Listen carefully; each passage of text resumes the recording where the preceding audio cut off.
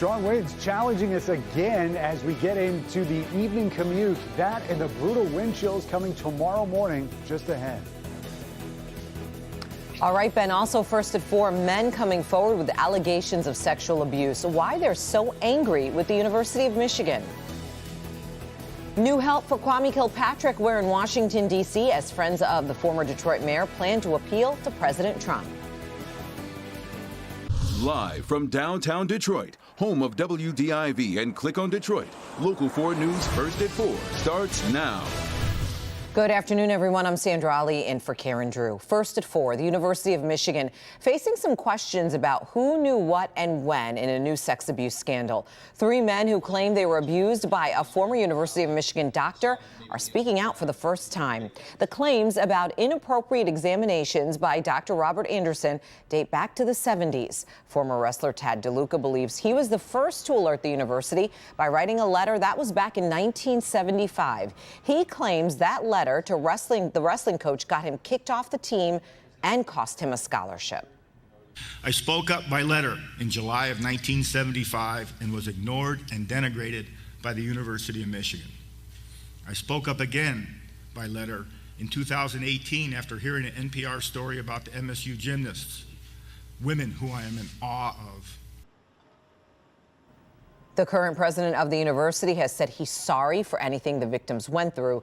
Right now, no lawsuit has been filed, but we know a meeting is scheduled between the victims' attorneys and the university's general counsel. The man charged with reckless driving for doing donuts on I-94 won't be able to drive for a year. A judge sentenced Devin Cronk to 1-year probation. In that time, he's not allowed to drive. He was also ordered to complete a 30-day work program, random drug testing, and a driving program. Cronk was already in jail after pleading guilty to an assault charge from New Year's Day in Livonia. Will former Detroit Mayor Kwame Kilpatrick be the next high-profile criminal to get presidential relief? A state representative from Detroit is now hoping to bring President Trump a letter that supports freedom for the former mayor. Mara McDonald just caught up with the state rep in Washington, D.C. And Mara, where do things stand right now?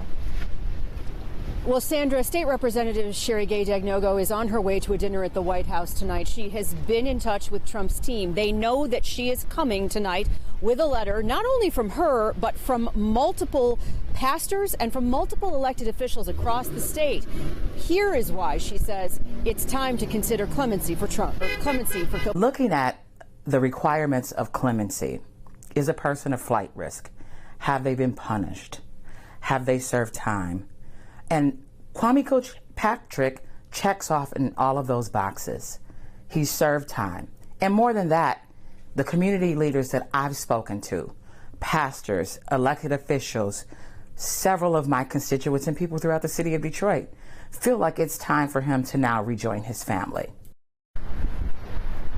Back here live, you know, the state representative's approach to the president tonight is not the first one. There is a multi-pronged effort underway to try and get President Trump to commute Kilpatrick's sentence. More on that coming up at 5 and exactly what she hopes to achieve this evening.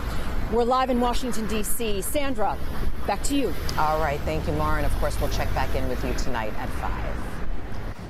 You know, no matter how many breaks we enjoy, winter weather just keeps coming at us. There's new snow on the ground today and now more bitter cold as well. Let's go over to Ben to get a check on the first forecast. Hey, Ben. Yes, Sandra, a lot of us seeing dry conditions today, but still no picnic with these winds, which have topped 40 miles an hour at times. Right now, we've got gusts at Pontiac at 40, Metro Airport also at 40. So that is taking these air temperatures, which are in the 20s with the help of at least some sunshine, and making it feel more like on either side of 10 degrees. 8 to 12 is what those wind chills are looking like right now. Don't expect the winds to die down anytime soon. We've got some pretty brutal wind chills that we're looking at for tonight. We'll run that down, and a pretty nice warm up beyond. We'll see when that takes effect in just a few minutes. All right, Ben. President Trump's efforts to try to bring calm to the world's coronavirus crisis aren't having much of an impact, at least not yet, especially with the financial markets. While some members of his administration are using reassuring language, new developments also raising some new questions today. Let's go to Devin Skillian. And Devin, we know there's a lot of new information trickling out today. It really is, Sandra. We'll have updates and answer some questions coming up in every Local 4 newscast this evening. Right now, some of the day's key developments, though. Let's start in California. We may have seen the first case in the U.S. that is not connected to travel abroad or to another known case. That could be a sign the virus is spreading inside of the American community for the first time. That person lives northeast of San Francisco. The California governor now says the state is monitoring 8,400 people for the virus. More than 8,000. In Japan, a woman who recovered from the coronavirus has tested positive a second time. That is a fascinating development. She's in her 40s, tested negative on February 6th, then started feeling sick again. Doctors say either she became infected again or the virus was hidden in her body and became active. More to learn there. Other new developments. The first clinical trial in the U.S. for a treatment is underway in Nebraska. Saudi Arabia has taken the unprecedented step of closing the holiest sites in the Muslim faith to foreign pilgrims. The World Health Organization says no decision on postponing the Tokyo Olympics is going to be made in the near future, but keep in mind the games are now less than 5 months away in Japan. While the CDC has warned the public to prepare for more cases, Trump administration has been downplaying the risks of infection. Most individuals who get this coronavirus will have mild to moderate symptoms, will be able to stay home and treat it like the flu or a severe cold and present at a hospital only for urgent care or comorbidities. So it's really important we correct this impression that it will require this massive hospital isolation for normal patients. And meantime, as we mentioned earlier, stocks continue to struggle as investors try to gauge what kind of impact this is going to have on the world economy. It already is, of course. The Dow just closed down almost 1,200 points on the day, 1190 on top of the 2,000 points lost earlier in the week. Dr. Frank McGeorge is going to join us tonight at 5 and 6 to share his expertise on all of this. We'll keep our eye on so many facets of this, though, Sandra. It keeps changing really by the hour. So much more to come. Back to you. Yeah, so many new developments today. Yeah. All right. Thank you, Devin. Since everyone in Michigan is now allowed to vote with an absentee ballot, local clerks are seeing an avalanche of new requests in 2020. The system isn't really designed to deal with that many absentee ballots, which could also have an impact on when the results are reported coming up on March 10th. Paula Tutman is in Mount Clemens to look at some of the challenges that clerks are now facing. Paula? Hi, Sandra. Okay, so this grid at the Macomb County Election Department really tells the story. So if you take a look at number of requests right now versus number of requests in 2016, let's just go to Warren, which is the largest city. And so let's take a look at 2016. 7,200 ballots requested. Look at this. 12,000 ballots requested thus far.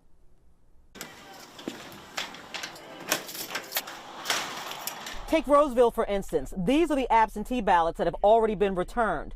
2,381 of the 4,225 sent out. And they're coming in at an incredibly swift rate. And this is just one voting district, but this is going on across the state.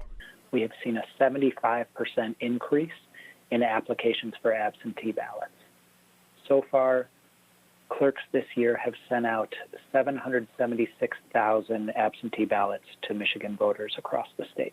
It means Michiganders are invested in the primary and they want their vote counted, but it also means that area clerks' offices are already plowed under. Glorious pain in the butt. That is a very accurate description. By and large, municipal clerks want voter turnout and civic involvement. And so this is really fantastic, now that voters decided that anyone can request an absentee ballot for any reason. Many are getting a jump on voting, but here's the downside. If you've already made your choice, and let's just say your candidate drops out of the race prior to March 10th, that vote goes nowhere. And here's the downside for clerks. They don't have the resources to quickly handle this onslaught. It's man and woman power, it's postage, it's printing, it's all the things that go into an election. And clerks, God bless them, are working their tails off to make sure that it's all done according to the statute and according to these new rules, but there is a tremendous burden being put on them. Clerks' first edicts are to get the count right, not necessarily fast. And because they can't even touch the outer envelopes of the returned absentee ballots until Election Day, which means they can't feed them into the ballot machines, it could very well delay reporting on the outcome of both the political races and the ballot initiatives. And it will undoubtedly create challenges for the state of Michigan to release results from the elections in the sort of quick turnaround time that people have come to expect, and certainly that the news media pushes for. But that's okay, because this is a workload these clerks and their teams want. And this is the other thing. If you did happen to vote for somebody who's already dropped out of the race, you can still spoil that ballot. You can go into your local clerk's office by Monday, 4 p.m., the day before the primary, to spoil that ballot and re-vote. So get out there and vote however you need to vote. Sandra? All right. Yeah, still a lot of work to be done. Thank you so much, Paula. Still ahead, no one likes to pay a parking ticket. We know one city floating an idea that would change how those fines are determined. See if you think it's fair in trending stories. But up first, a warning about women and wine. Some disturbing trends and why some women might mistakenly think they're not at risk. Hank?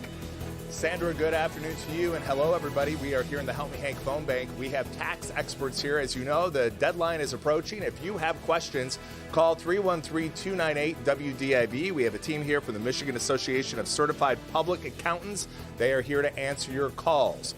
We are back here live right after the break.